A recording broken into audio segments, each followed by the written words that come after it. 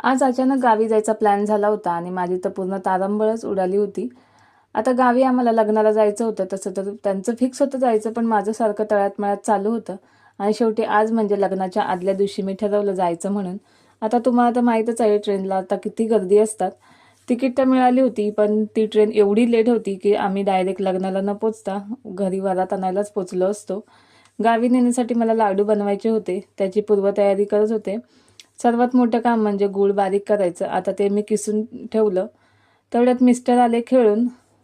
तर त्यांची थोडीशी मजा घेत होते, कारण मला असं वाटतं आमच्या दोघींपेक्षा यांना क्रिकेटच जास्त इम्पॉर्टंट आहे.